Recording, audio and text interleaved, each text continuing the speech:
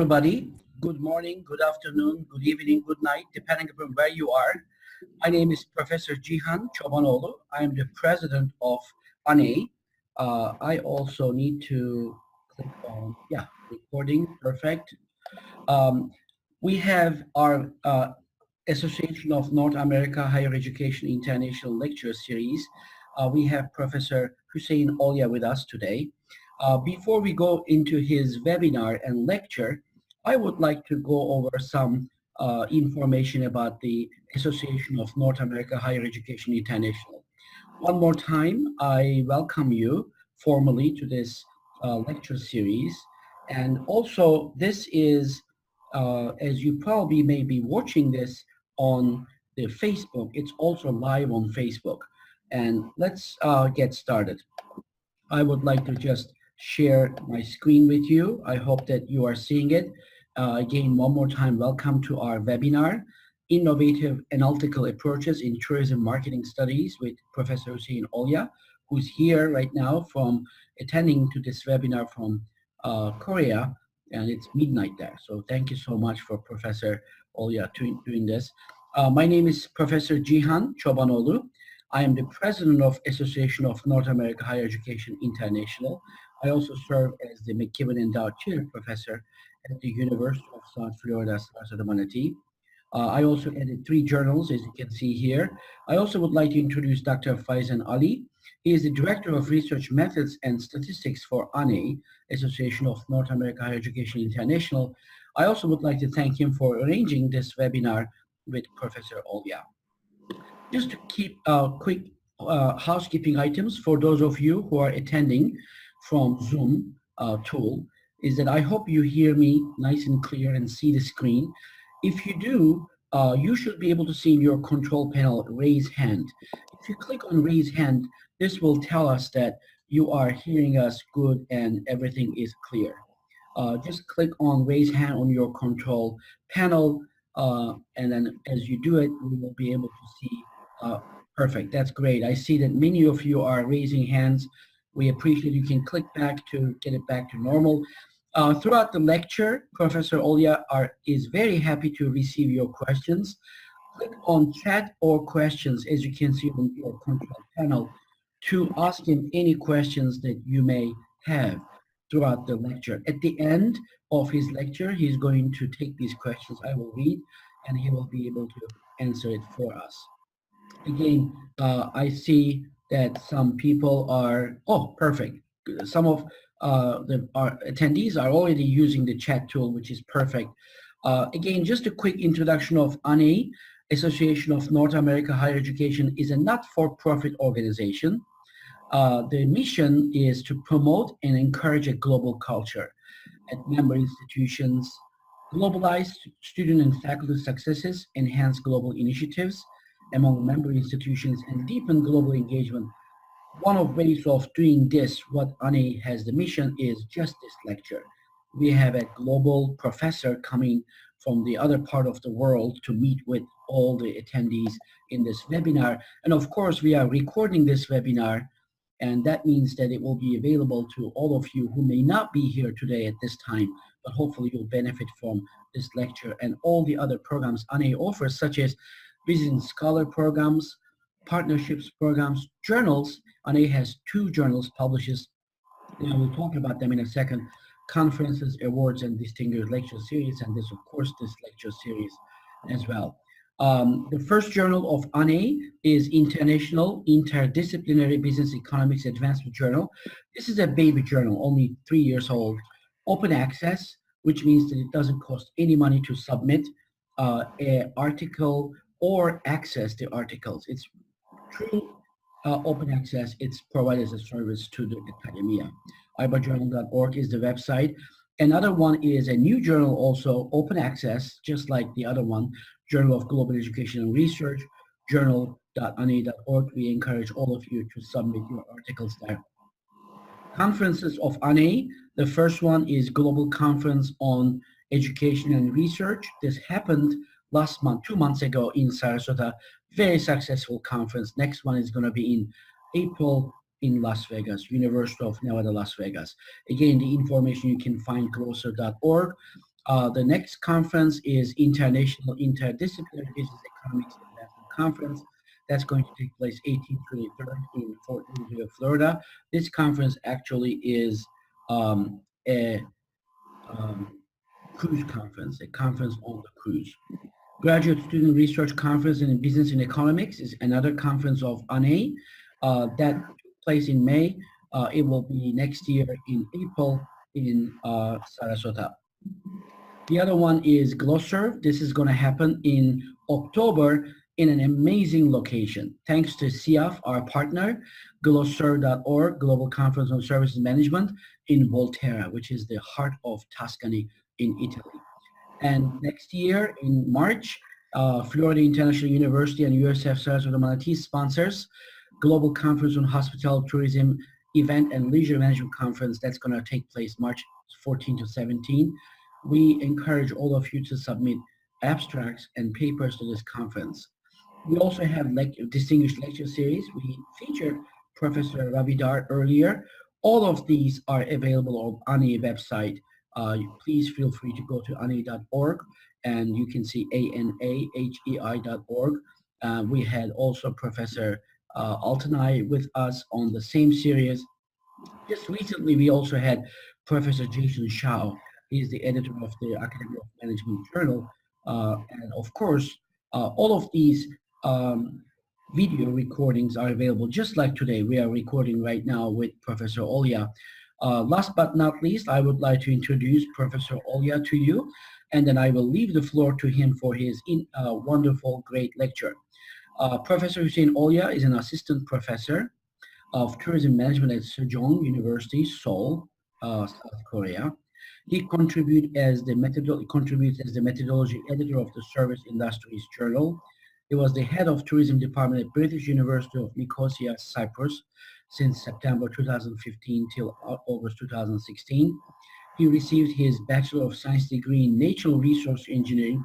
Think about interdisciplinary here, wonderful, at the University of Tehran in Iran, and Master of Science degree in Natural Resource Engineering at Zabul University. He received his PhD degree in June 2015 in Tourism Management in the Tourism Faculty at Eastern Mediterranean University. Without further ado, I would like to invite Dr. Olya for his lecture. Dr. Olya, the floor is yours. Thank you very much. Hi everyone for joining to this webinar. I would like to share my screen to everyone so we would be able to see my PowerPoint for this webinar. I would like to special thanks to Professor Cihan Çobanoglu and also Dr. Faizan Ali for organizing this webinar that focus on innovative analytical approaches in tourism marketing studies. Our agenda in this webinar include 7 sections. The first sections I will provide some background about the qualitative comparative analysis as a relatively new analytical approach in tourism field. Then I will compare the traditional approach or conventional approach, like SEM, correlation analysis. We call this approach nowadays as a traditional approaches. Then FSQCA, which stands for fuzzy set qualitative comparative analysis, and NCA, which stands for necessary condition analysis. The third item is I will teach how to perform 3 steps of the FSQCA. Then I depicted pictures that show how to design a survey-based research in tourism study using 3 methodological approach that I explained, like traditional approaches, FSQCA and NCA. It would be helpful for researcher, young researcher, and postgraduate students to know how they can design their research when they measure with survey. The mean of the research is survey-based. Then I will introduce the softwares that the participant can use and apply these new approaches. I will provide also some area of the management studies that this innovative approach have been applied, and also I will provide some directions for future studies that we have a little research on that increase the contribution of their study, and they will have more chance to get their work published in serious journals. At the end, I provided more sources and references to learn and know more about this analytical approach. Let us start with the introduction part.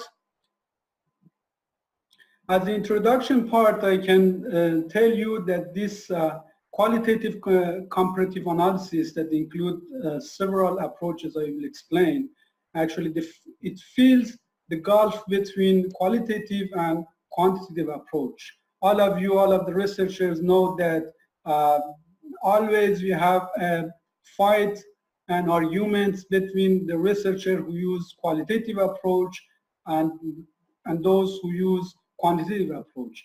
Those who applied qualitative approach condemn and criticize the quantitative approach because of the just considering some probabilistic measure like p less than 0.05 or 0.01 as a criteria for the acceptance or rejection of the phenomena.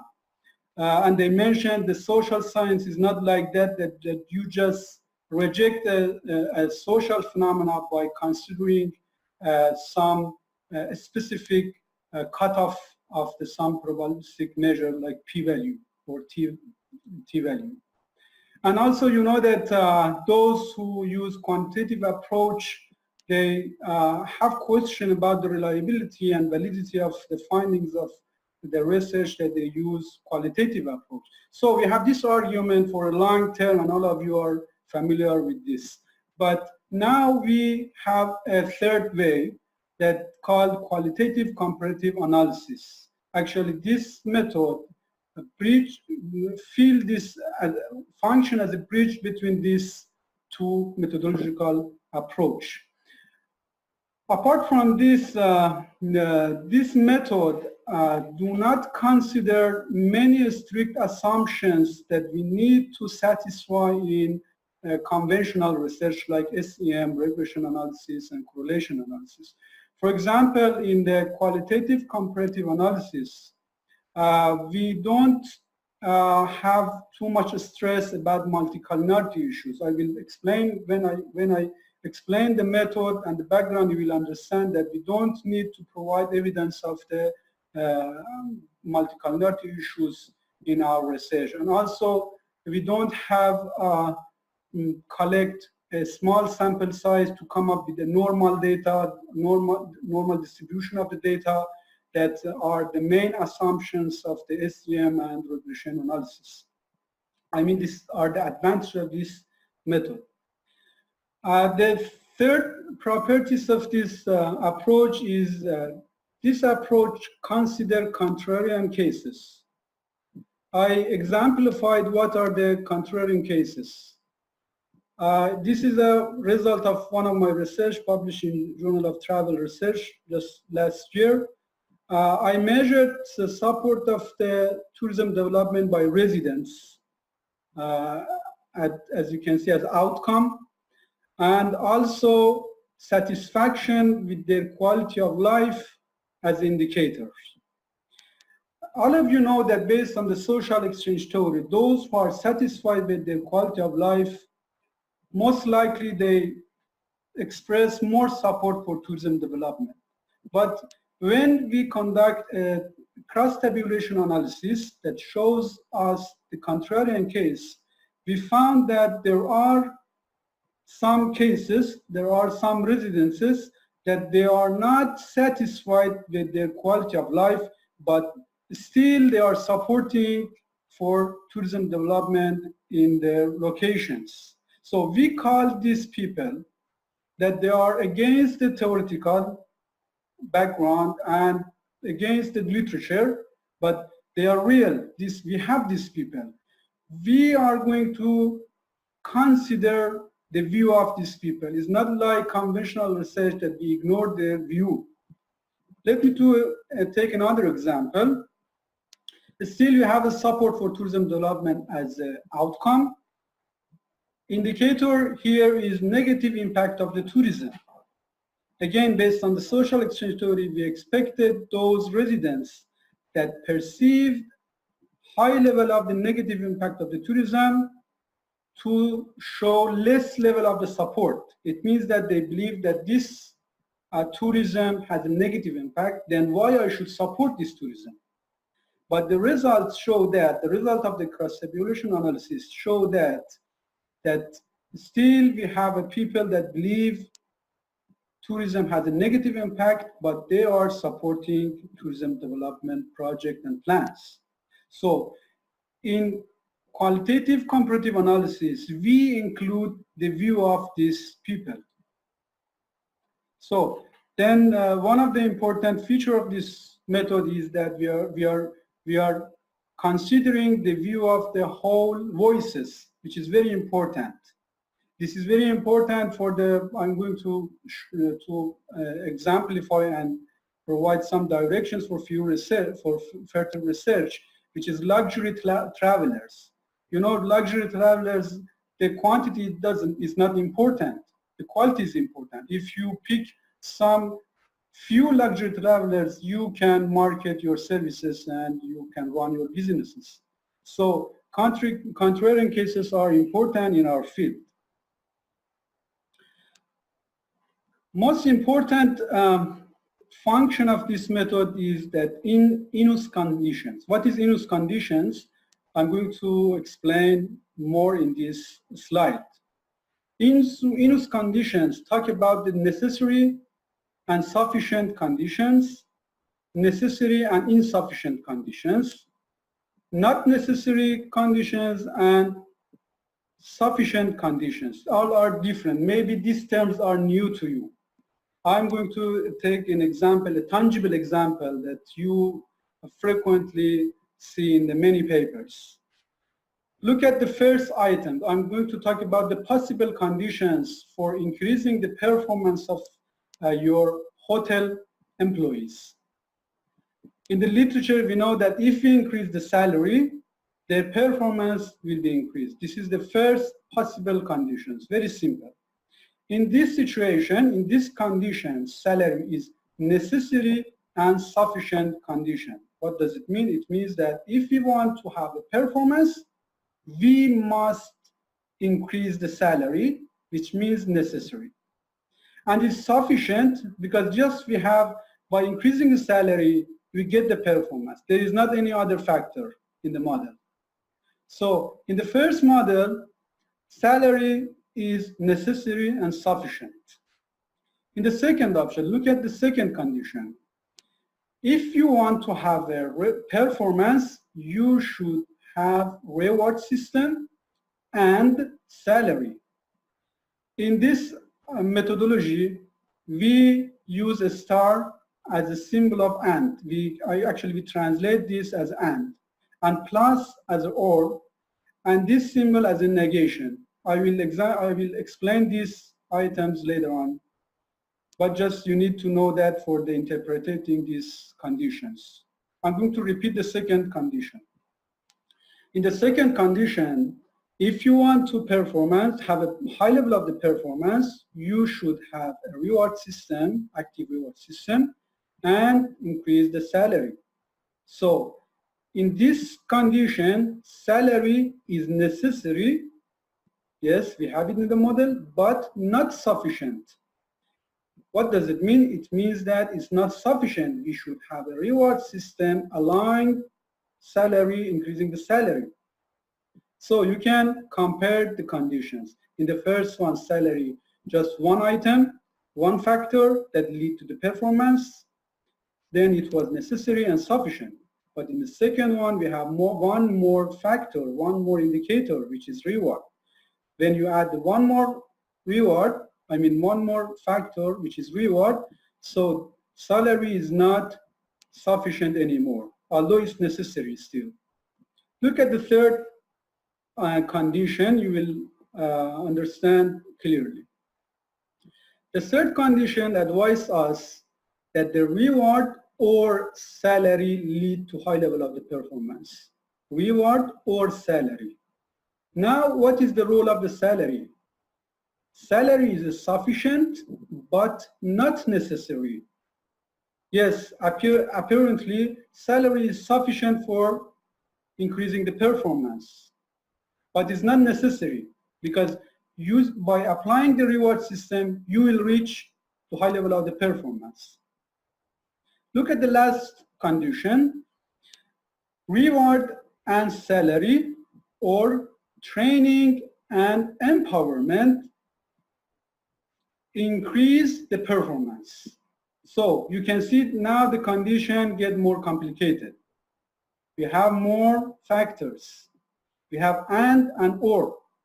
Now, what is the role of the salary? Salary is neither sufficient nor necessary. Why? It's not necessary because we have reward beside of the salary. Is not sufficient because we have one more complex condition, which is training and empowerment. It means that if you want to get high performance, you can organize some training sessions and increase the empowerment of your employee. I provided some other conditions to explain and understand more these in-use conditions, which is very important and basic for understanding this methodological approach. Look at this condition: reward and salary, or training and empowerment, lead to the high level of the performance. It's not just this recipe, it's not just this model that lead to the high level of performance. We have other models, like if you have increasing the salary and empowerment in your hotel, still if you don't have reward system, some of your employee have high level of the performance. So you see that in this method, we are not just seeking one simple condition. This helps us to consider the contrarian cases as well. Normally, you know that if you have a reward system, you will get performance. But there are some employees that if you don't have a reward system, still the performance is high. So you see that this talk about the causal complexity. You see, we are coming up with many conditions, many complex conditions, which well accommodated social science, specifically tourism studies that we have, which is multidisciplinary issues, many factors, social, cultural, economic, political, technological factors, external and internal factors affect the phenomena. So we are facing with the complex phenomena. We need to explore complex causal condition that lead to our given outcome. As I mentioned, the advantage of this method is that we can run our model with a small to medium size sample, which is very important. You know that many students, many researchers, they have a constraint, time constraint and other type of the resources constraint to collect a large sample size. They can explore and come up with the findings and the outcome by using this method. Still, this method is powerful and applicable for the large sample size. The last characteristic of this method that I'm going to explain is we call this method as a set theoretic method. Why? Because we are dealing with the set conditions. I think all of you are familiar with the algebra, Boolean algebra functions, that they are talking about the set intersections, logical AND, set union, logical OR, and set negation. What is a set negation? Set negations means that one minus outcome or low level of the outcome. Let me to exemplify this set negation to our participants. I'm going to stick the last example. As we learned, high level of the reward and salary lead to the performance. But what about the low performance? In conventional research, simply we consider the mirror opposite of the causal model as the conditions that lead to the low level of the outcome, like the first condition.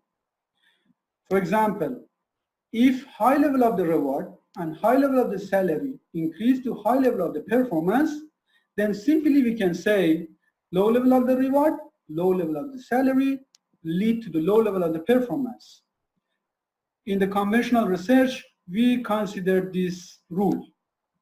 But in reality, it's not like that. The models, the causal conditions that lead to the low level of the outcome is not simply mirror opposite of the conditions that lead to high level of the outcomes. As you can see, the first conditions that lead to the low level of the outcome, which is low level of the performance, is based on the conventional thinking. Yes, low level of the reward, low level of the salary lead to the low level of the performance. But in reality, we have some people, although the salary is high, but they don't have reward system. Because of this, their performance is low. We have another possible conditions that lead to low level of the performance. Like, although you have a reward system, but the salary is low, then you have low level of performance among your employees.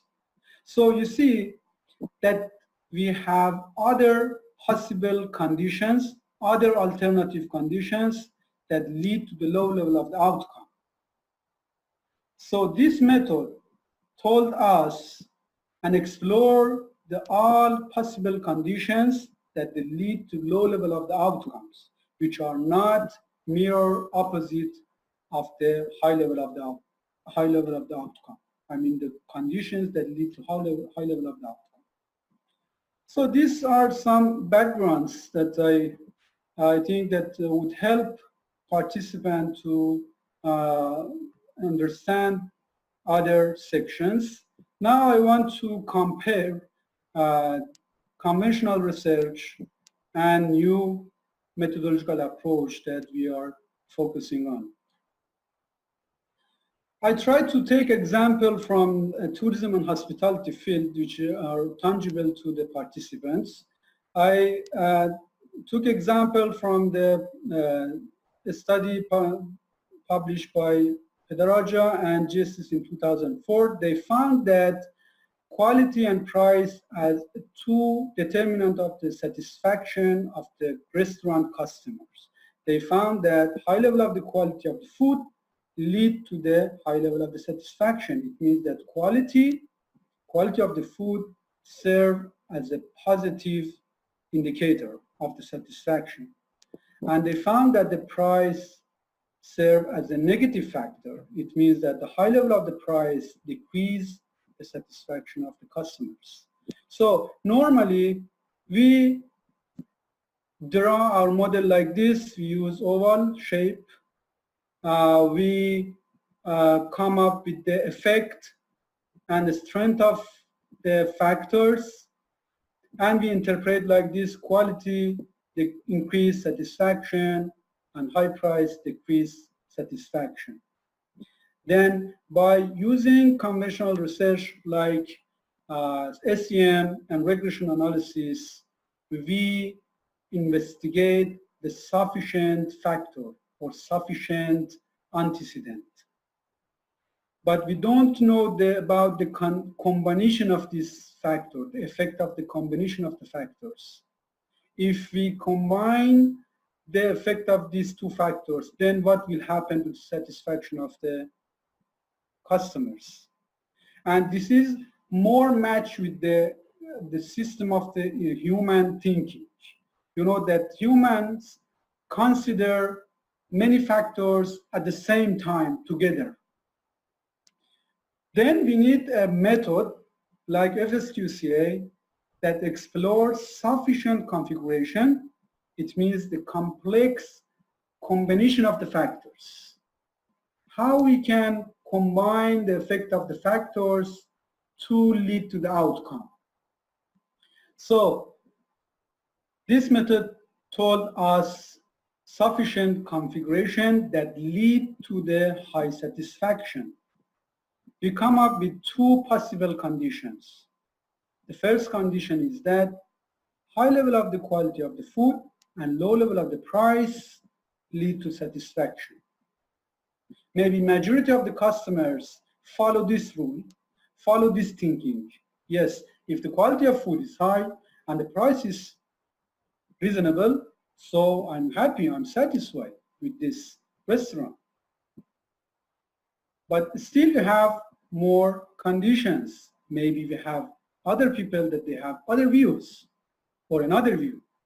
Look at the second causal recipe. We call it as a recipe. Why? Because we consider the factor as an ingredient of this configuration. So we call it as a recipe. So we have two recipes that lead to the satisfaction of the customers. We review the first one. The second one advise us, confirm us that quality, high level of the quality of the food and high level of the price lead to the satisfaction. Yes, you know, this is a new thing. Many people, they are rich, they don't care about the price, but quality is very important to them. So still if you offer them high level of the quality of the food with high level of the price, they would be satisfied. So you see that we are generating new insight about the phenomena. We claim that this method is not just a method that do analysis for us. This is a function for generating the knowledge. Yes, we talk about the sufficient antecedent using conventional research like SEM. We talk about the sufficient configuration, but remember, we talk about the sufficiency and necessity. What about the necessary condition? What does it mean, necessary condition? Necessary condition means that without this indicator, without this condition, we would not have that outcome. Yes, we explored and we identified quality as a necessary condition for satisfaction of the customers. It means that customer believe that the quality of the food is key and is necessary for our satisfaction. Although maybe price is sufficient, is important, but is not necessary for the satisfaction.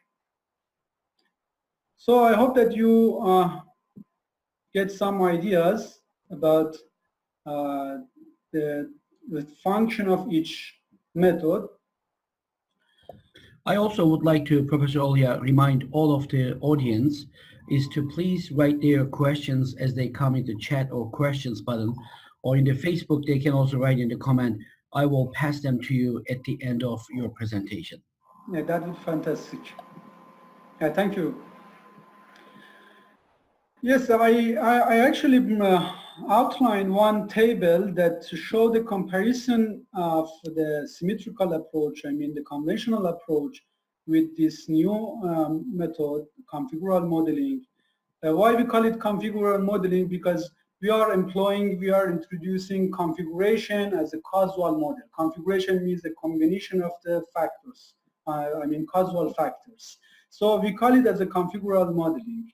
It has several names that I'm trying to use, several names that then you will get familiar with the different names. And also I provided these tables that will help you to read the articles that use this method, and also it would help you to know how to report the articles, your research when you use this method. I'm sure that you are familiar with independent variables, which are like determinants or indicators. You are familiar with these terms, but in configural modeling or like FS, QCA, and NCA, we call it as antecedent ingredient indicator. Dependent variable, sometimes we call it the outcome. In the configural modeling, we don't mention this as a dependent variable anymore. We call it as outcome condition or outcome.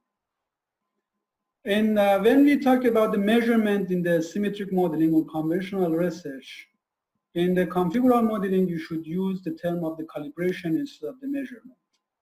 Counterfactual estimations, we need to use counterfactual analysis.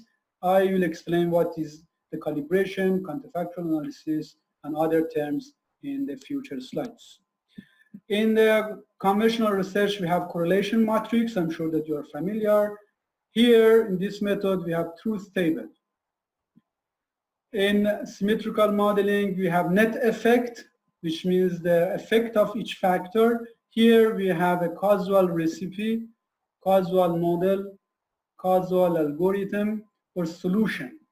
And many researchers use solution as a causal recipe or causal model when they believe that they are modeling a complex phenomena. When they are talking about the complex phenomena, this causal recipe can be a solution for reaching or for explaining that complex outcome or complex phenomena. So if I use causal recipe, causal model, causal algorithms, and solutions, then you would know that you are talking about the like net effect in a symmetrical modeling.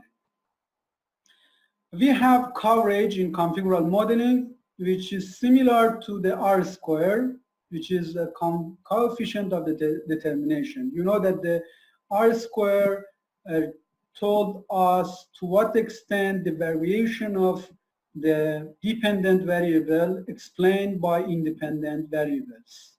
Here we have those measures. We have coverage as a measure. I will explain more in the future slides. I don't want to spend too much time for this slide because it's just explaining some terms. We have consistency, which is analogous to the correlation in symmetrical approach. Importantly and interestingly, the type of the model that you are sketching and drawing in the symmetrical modeling is different in configural modeling. You know that in symmetrical modeling, you use a square or oval or circle for drawing our model, for depicting our model. But here we are using Venn diagram. I provided some examples, and you would see that what is the Venn diagram and how we can draw the model that represent, we apply FSQCA for model testing. We have this sign star which means and negations. We don't have these symbols in the symmetrical approach. Why? Because we use Boolean algebra as a function of the model testing in configurational modeling, which we don't have in symmetrical modeling. I also, because I feel that this would be new to the participants, I try to provide more practical examples, more examples from the articles that are published in the journals, in the serious journals. Then a participant would be able to read and reach those models in the original research. For example, Moreno in 2016, they model future intentions of the basketball spectators. They come up with these structural models. They consider service quality, perceived value, satisfaction, match result, pleasure, and arousal are the indicators of the future intention. As you can see, based on the results, service quality, perceived value, and satisfactions are sufficient antecedents of the future intentions. So this model told us what factors are sufficient to have a future intentions among basketball spectators. So we need to investigate sufficient antecedents using conventional research. Now we need to explore sufficient configurations. It means the combination of the factors, combination of the antecedents. They applied QCA and they come up with the several models that lead to the high level of the future intentions of the spectators. Look at the causal recipes. If the arousal is high, satisfaction is high, match results is satisfactory, then probably they have more intentions to come up with this event. It's not just one model. You can see they come up with several models. If they are satisfied and they perceive value, they would come to this event again. If they have pleasure and they perceive value, is another possible conditions.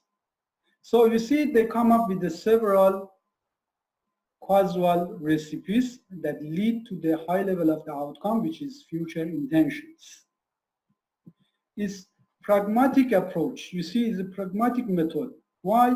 Because managers and organizers of the sport and other events, they know how to create the conditions, how to combine different factors which are important in the success of their events together to reach to the high level of the outcome, which is future intention.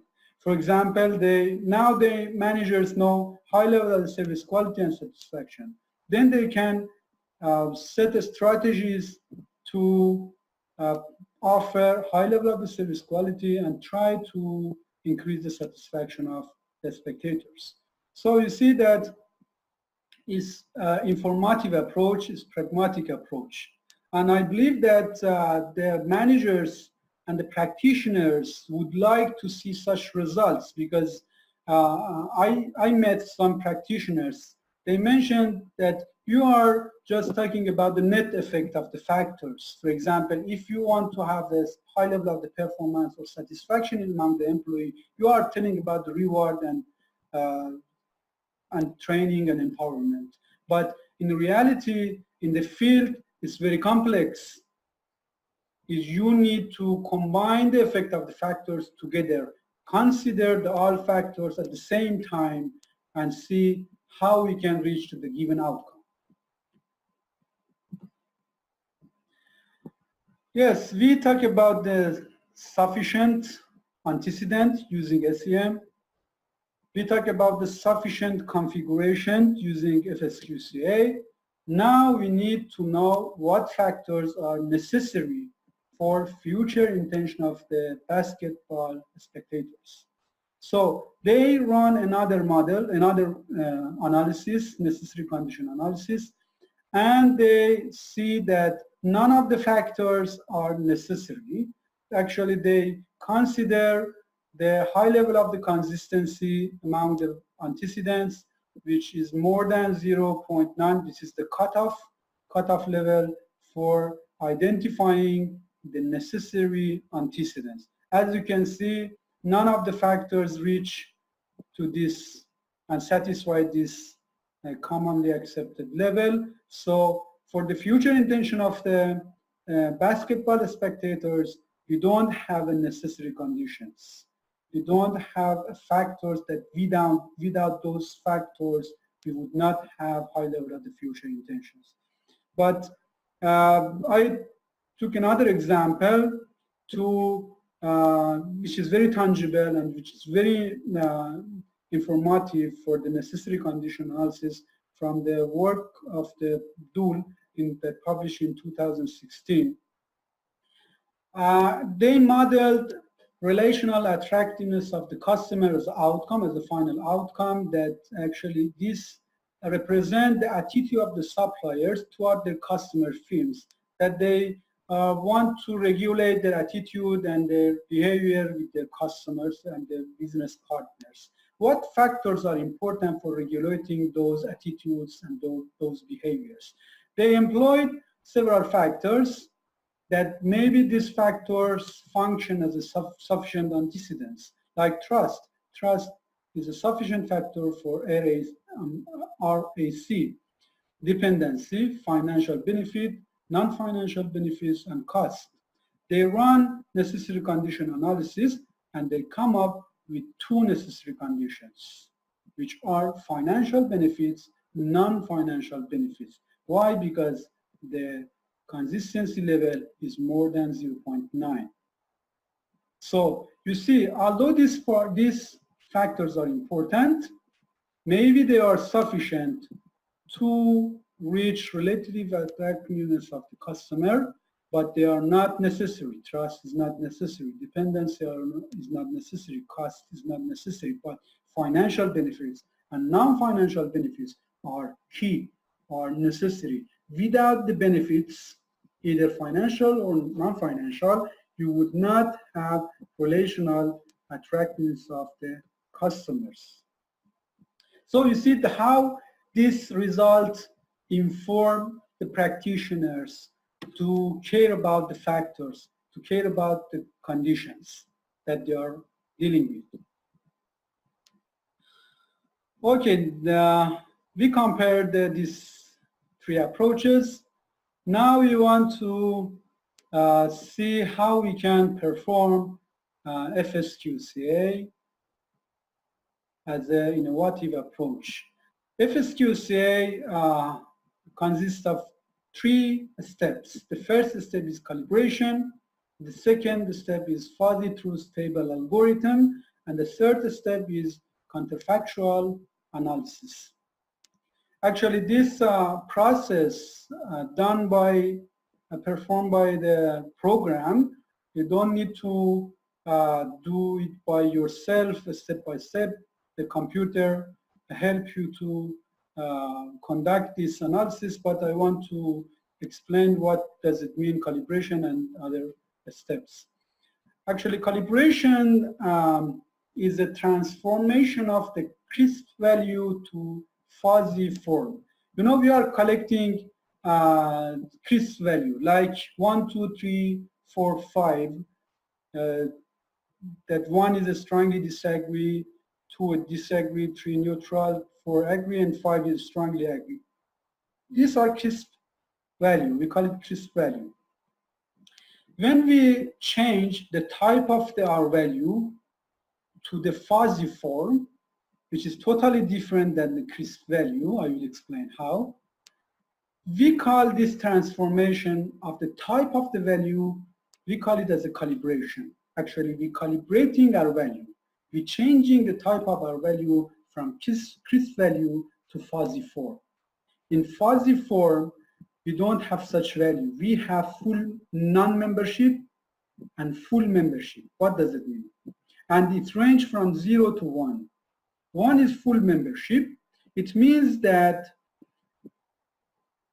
actually it's equal to the strongly agree. It means that the tourists, for example, tourists are strongly agree, and 1 shows that this group of the tourists fully are fully member of the strongly agree, I mean satisfied tourist.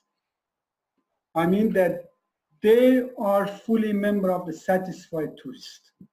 But 0 shows that they are fully non-member of satisfied tourists, but maybe we call this as a fully, they are not fully member of the strong agree, satisfied tourists, but they are fully member of dissatisfied tourists.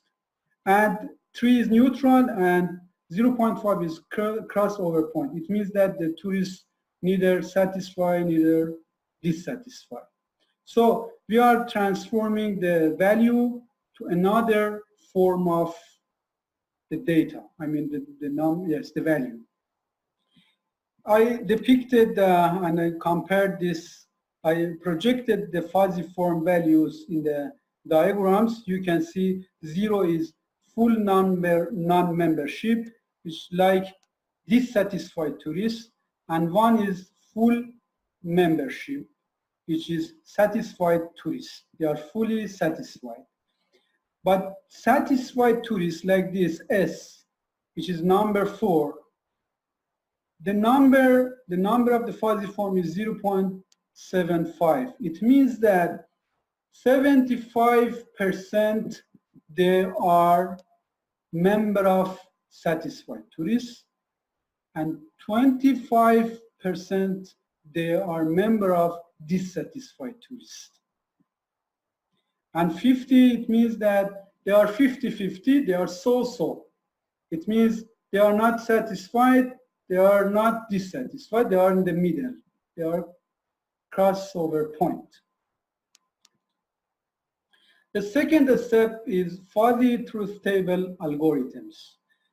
In this section of the FSQCA, software explore all possible conditions. All possible conditions that lead to the given outcome. But you know, we have many possible conditions. We need to use some criteria to explore, to refine the all possible conditions to the conditions that are sufficient and consistent. It means that we should rely to our results. We should know that what conditions are sufficient and consistent. Like the measures that we use in the symmetrical approach, in the SEM. For example, we consider R-square and correlations as the criteria for refining our results. Here, instead of the R-square, we have coverage. Instead of the correlation, we have consistency. We applied this probabilistic criteria to refine all possible conditions and come up with more rigorous and with more probabilistic outcome conditions. But what is the coverage and consistency? Maybe and participants are not familiar with this approach. I'm going to define these terms. Coverage, which is analogous to the coefficient of determination R-square in the symmetrical approach. Actually, it's measured proportion of the memberships in the outcome that is explained by the complete solution. Complete solution is like causal recipe. Don't worry, I have some examples in the next slide, then you will understand more. Consistency is a measure, actually consistency measures the proportion of the cases consistent with the outcome. This is the example that easily you can understand what is the consistency and what is the coverage. Yes, imagine these pictures show a set of the satisfied tourists from two groups of the people, Asian tourists and Western tourists. We have total 27 tourists, 14 are Western tourists here, and Asian tourists who are satisfied, the number is 13. Dissatisfied tourists, we have 11 Asian dissatisfied tourists and 2 dissatisfied tourists. So, what is the coverage of the Western satisfied tourists? To calculate coverage, we divide the number of the Western satisfied tourists, we divide this number to the whole number of the satisfied tourists. So if you divide 14 by 27, which is the total number of the satisfied tourists, you come up with 0.52. This is the coverage. This coverage shows that the proportion of the memberships in the outcome that is explained by the solution. What is the solution? The solution is the Western tourists. And what is the outcome is? Outcome is satisfied tourists. So if you simply divide the number of the Western who are satisfied to the total number of the satisfied tourists, you will come up with the coverage. But what about the consistency? Consistency, as I mentioned, it measures proportion of the cases that consistent with the outcome. Look at here, Western tourists, the number is 14,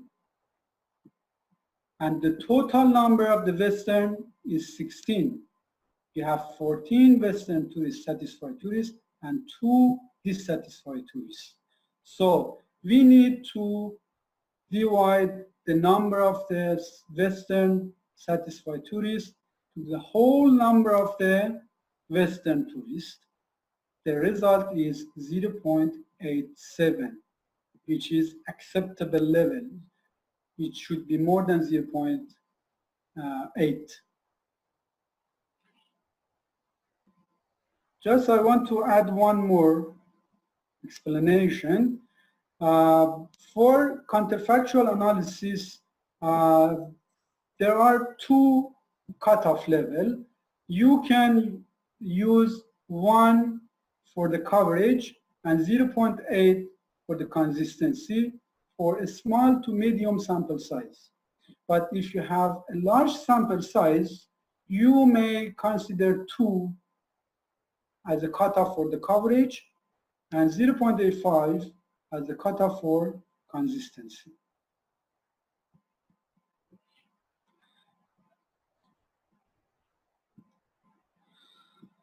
So I explained what are the 3 steps of the FSQCA, which are calibration, a fuzzy truth table algorithm, and counterfactual analysis using coverage and consistency. In this section, Professor Olya? Yes? There's one question about just this section. If you don't mind, I want to read this to you quickly before you go to the next section. Yes. One attendee asked, what are the assumptions of using QCA?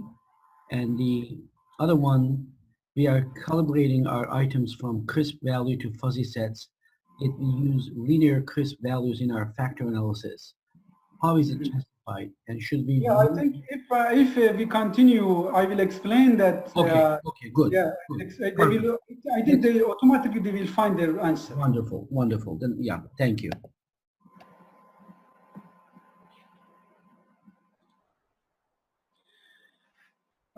This section, I want to show a process of the designing a research.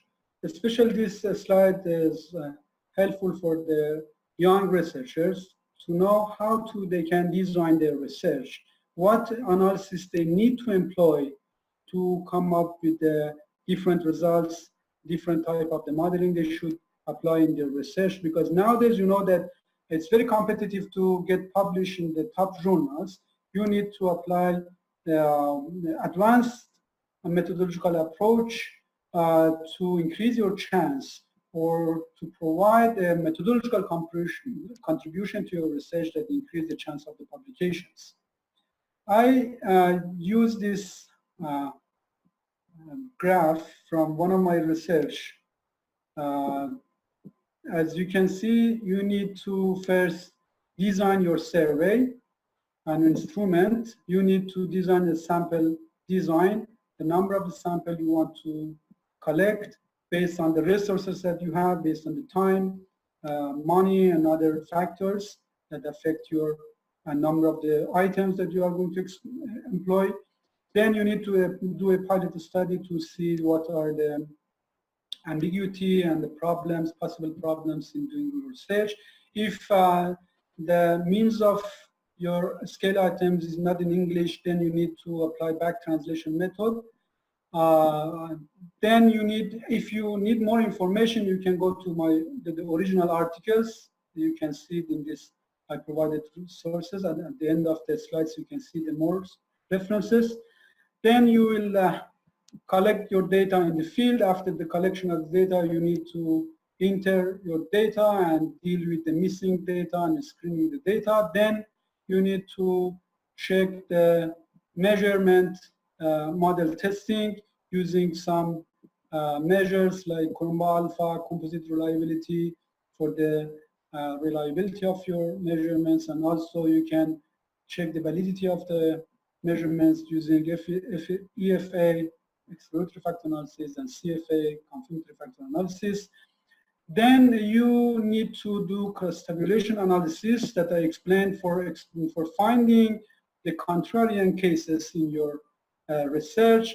If you come up with the remarkable number of the contrarian cases, then it would be a green light for you to do a symmetrical approach like FSQCA and NCA. It told you that the distribution of the dependent factors, I mean the association of the independent factors and dependent factors are have asymmetric relationship or asymmetric distribution, not symmetric distribution. So this informs us what is the association of the dependent factors with independent factors.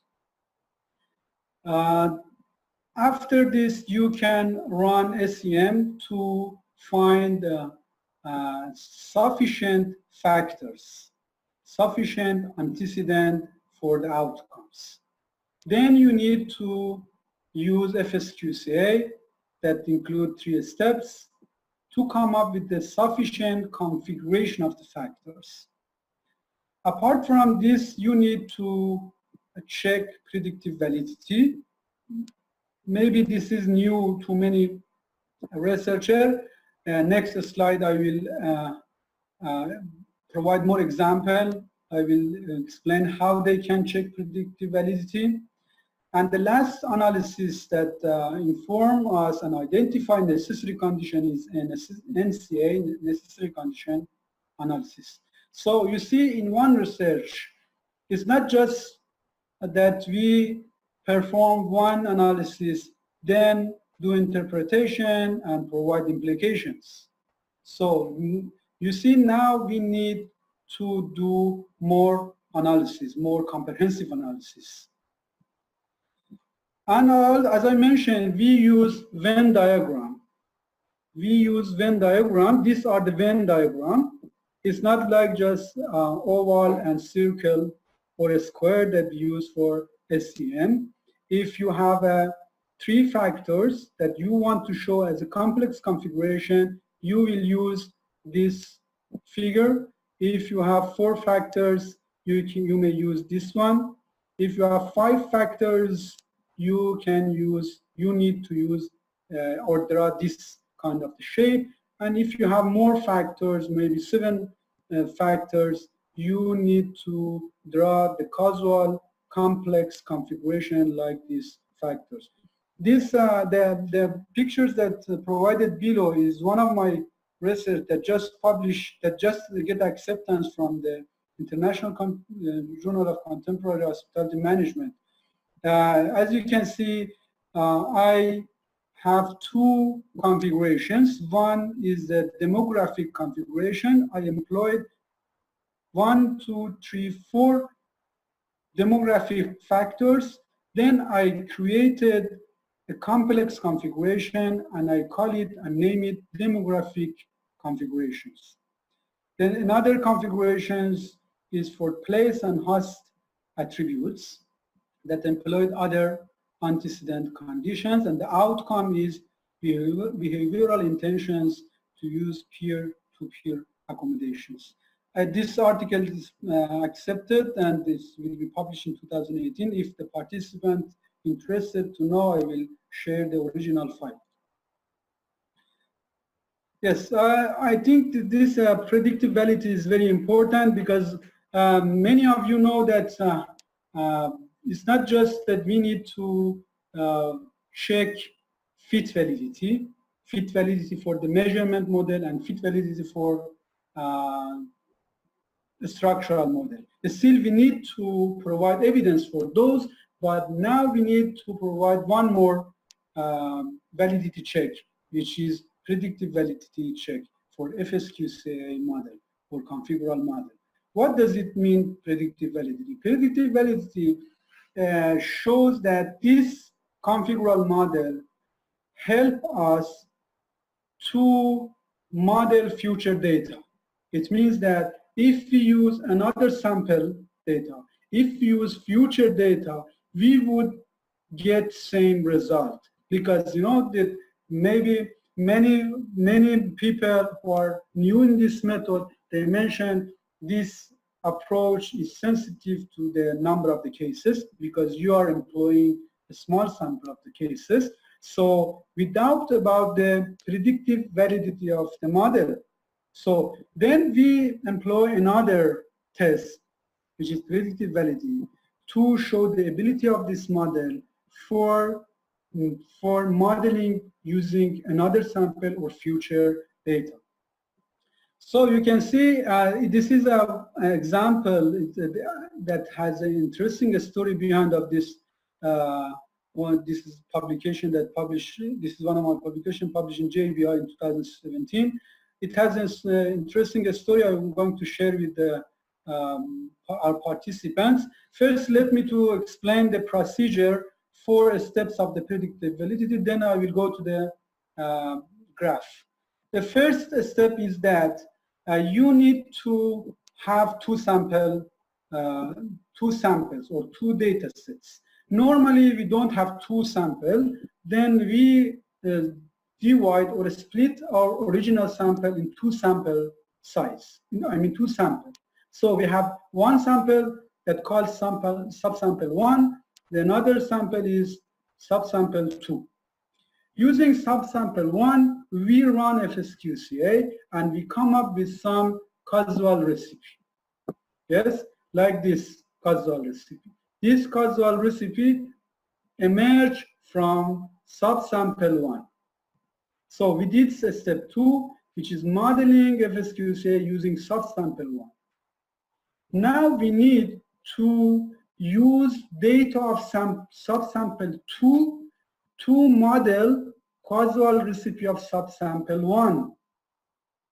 It means that we are using another subsample to check validity of the subsample 1, the models that emerge and calculated from subsample 1.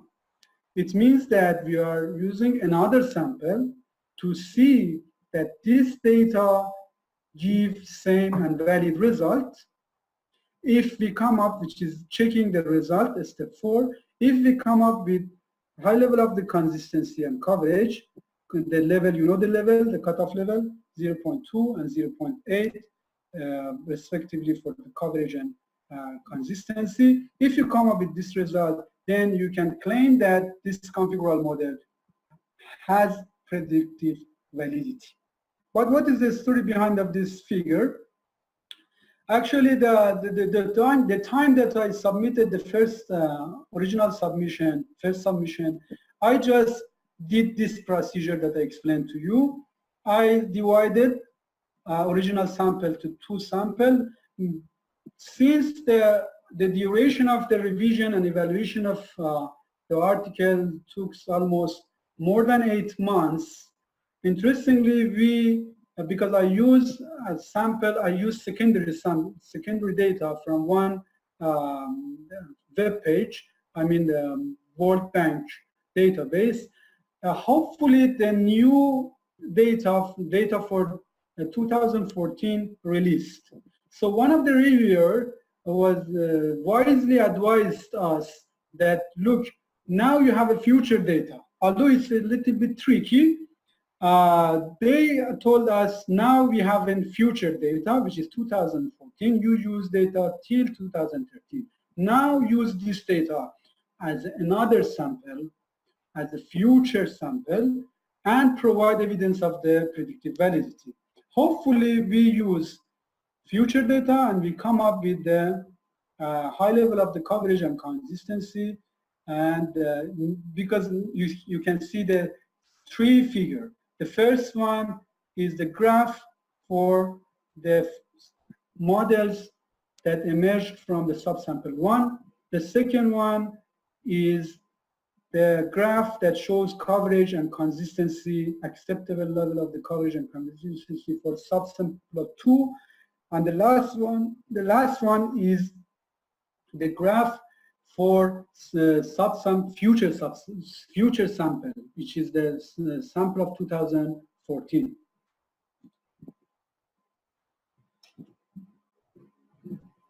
Just let me do.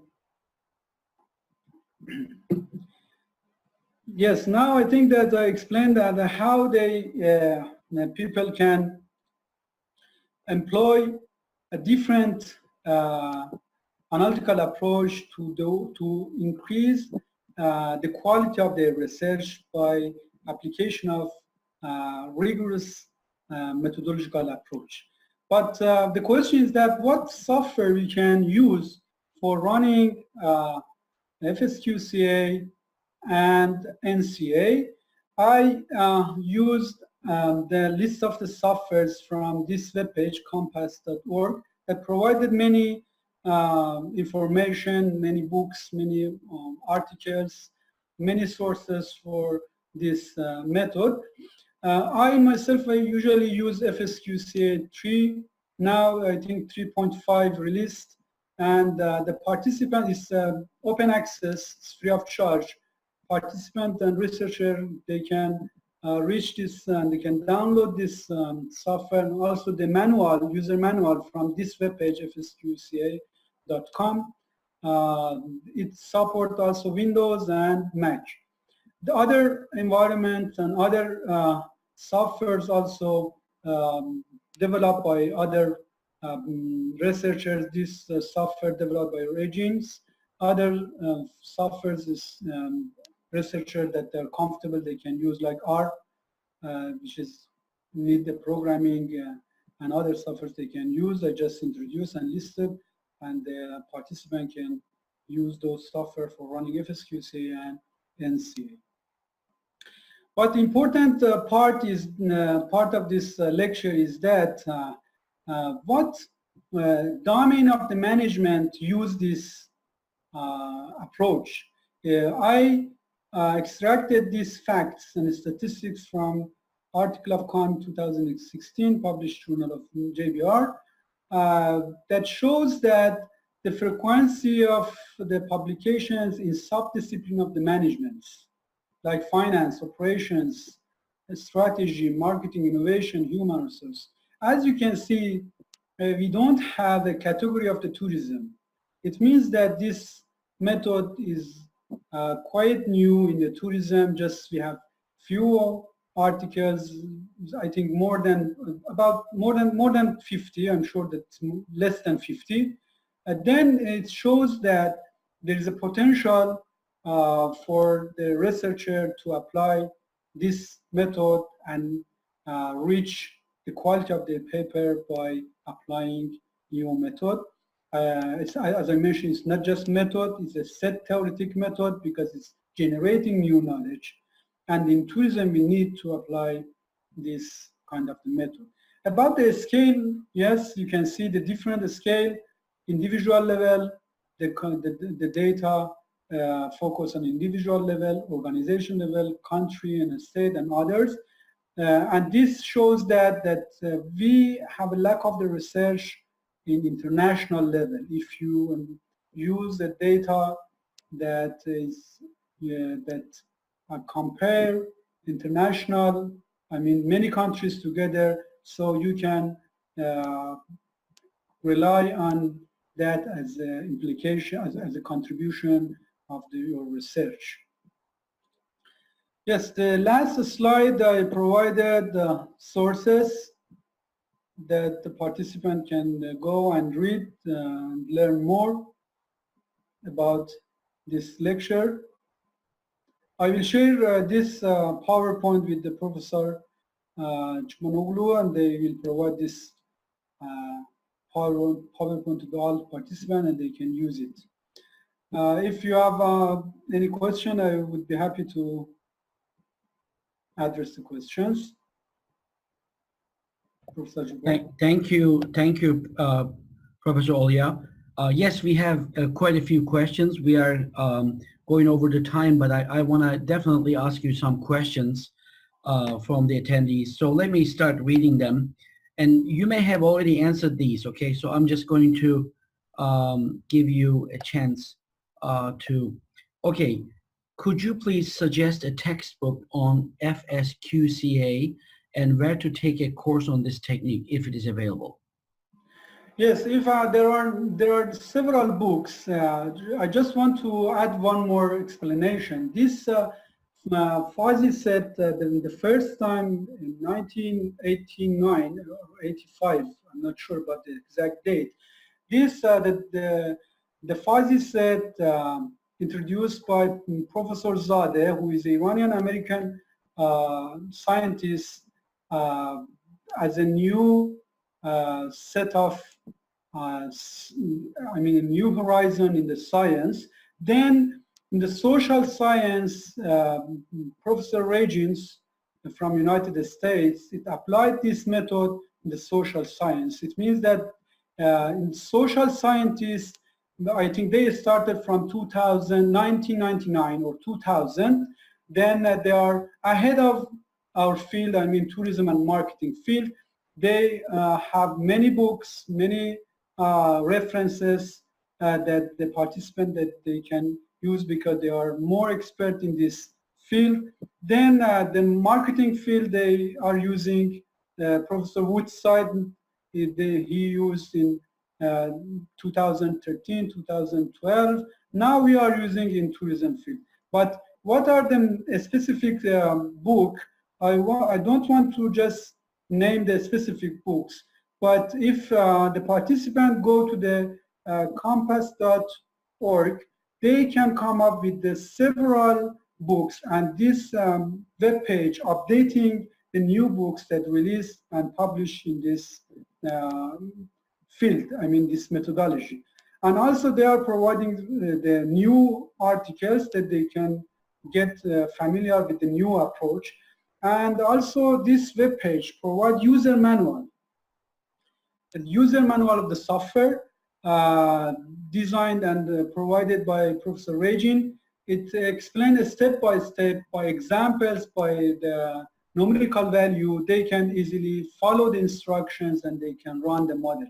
But Professor Jubanoglu, you know that application of these softwares, explaining of the application, it was not in our agenda for this webinar, but if there is a demand, there is a possibility to arrange another webinar and explain practically FSQCA and NCA. From the questions, I already understand there is going to be a strong demand for this, so we would appreciate it. We can schedule it for a later date and then advertise to our audience.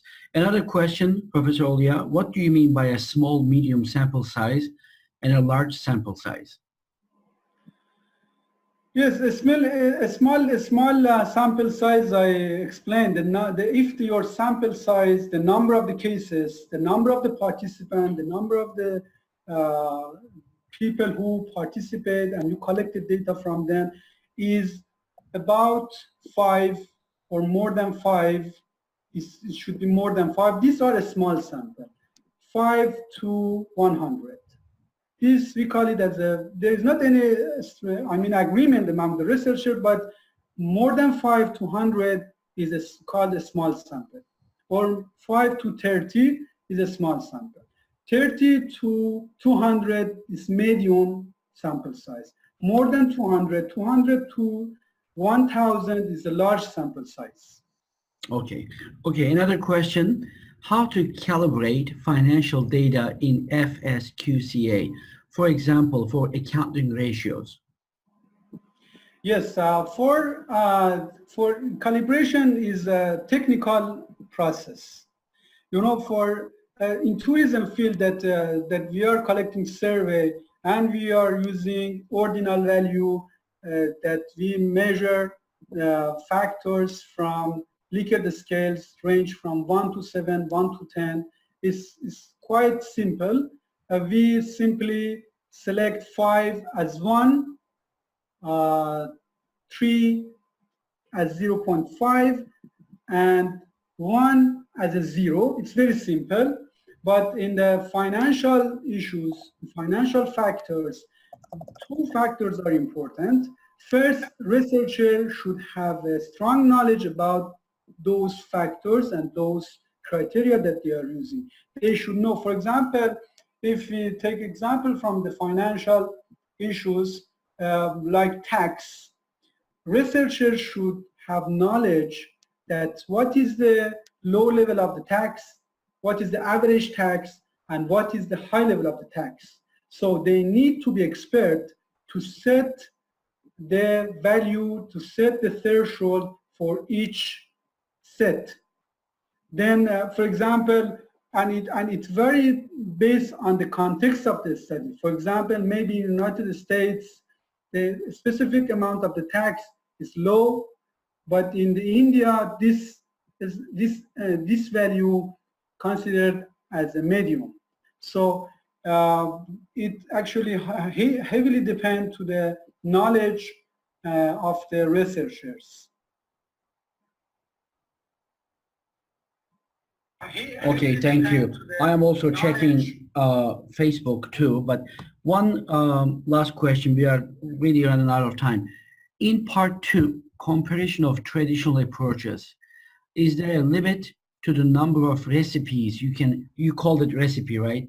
You Yes. can configure, for example, would low cool, low price, to satisfaction can be a logical and acceptable recipe to test. Additionally, what are the conditions or assumptions to be met when positioning these recipes? Should these be based on theory? Would this be a good one to test logical but not necessarily theoretically supported? Kind of like a lot of questions, but I think you understand the main idea in this question. Yes.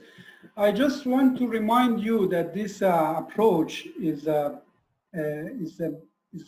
analytical approach that is between qualitative and quantitative. Although we are using symmetrical approach, we have a theory behind our model, but it's like qualitative approach. We can also go further without theory. We are exploring, actually, we are exploring the causal condition. We are exploring causal recipe. So we are generating knowledge like qualitative approach that we need, like grounded theory, that we do our research, we collect our data, then interpret our data, our result to come up with a theory. So here, without any assumptions, we collect our data, we insert to the softwares, then we run FSQCA, and we come up with the causal recipes. You just be informed that we are using some probabilistic measures like coverage and consistency, like asymmetrical approach, to refine all possible conditions. It means that it's not just like qualitative approach that we accept all possible conditions. We are refining all possible conditions using coverage and consistency to come up with the sufficient and consistent causal recipes. But about the number of the causal recipes is highly dependent to the number of the cases and the number of the factors.